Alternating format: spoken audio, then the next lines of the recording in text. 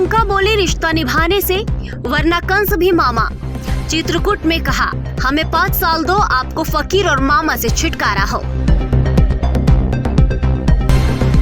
कांग्रेस की राष्ट्रीय महासचिव प्रियंका गांधी ने चित्रकूट में कहा हमें 5 साल दे दो, भारी बहुमत से जिताओ, ताकि कोई हमारी सरकार को फिर से चोरी न कर पाए, ताकि आपको फकीरों से छुटकारा हो, मामा जी से छुटकारा हो, और जो आपकी सेवा करता हो वैसा नेता आपको मिले।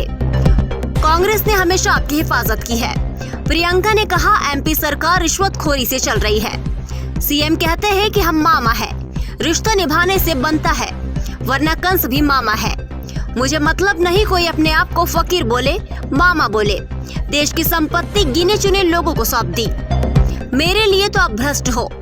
प्रियंका गांधी ने कहा कि 18 साल से मध्य प्रदेश में भाजपा सरकार है, इसीलिए इनके मन में ये बात बैठ गई है कि हम काम क्यों करें, धर्म के नाम पर वोट मांग लेंगे।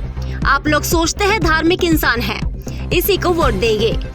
ये लोग अडानी अंबानी के हजारों करोड़ के कर्ज माफ करने के लिए नहीं कहते हैं, लेकिन किसानों से कर्ज चुकता करने के लिए कहते हैं। किसान जब आंदोलन कर रहे थे तब इनके एक मंत्री ने किसानों को कुचल दिया।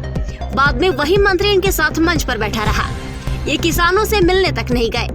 प्रियंका ने कहा कि जो आप टीवी पर देखते हैं, मोदी जी, शिवराज जी ने बहुत काम किया, लेकिन धरातल पर कुछ नहीं है।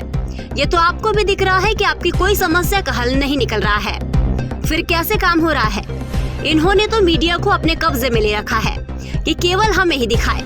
उन्होंने कहा कि मध्य प्रदेश में इतने सालों में एक भी विश्वविद्यालय और उद्योग नहीं खुले, छोटे व्यापारियों की कमर तोड़ दी, कभी नोटबंदी, कभी जीएसटी, कभी कुछ।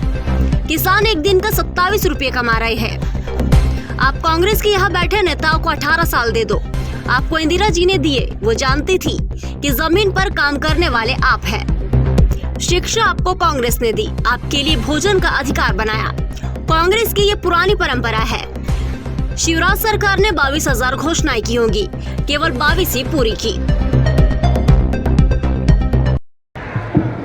बचपन में पहली बार मैंने जब चित्रकूट के बारे में सुना तो इंदिरा जी अपनी एक सहेली तेजी बच्चन जी, जो अमिताभ बच्चन जी की माता जी हैं, उनके साथ चर्चा कर रही थी। तब मैंने ये बात सुनी कि चित्रकूट जैसा एक स्थान है, उस समय मैं शायद 3-4 साल की होंगी, और यहाँ के बारे में सुनने के बाद मैं कई बार यहाँ आई हूँ।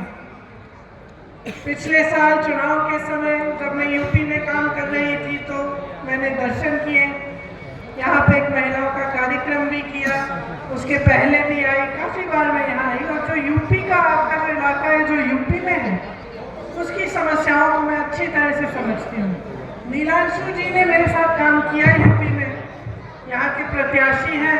मैं ये ज़रूर कहना चाहती हूँ कि मैंने इनका काम खुद देखा है, खूब दौड़ाया इनको, 24 घंटे काम कराया, कभी काम करने से पीछे नहीं होते, कर्मठ है।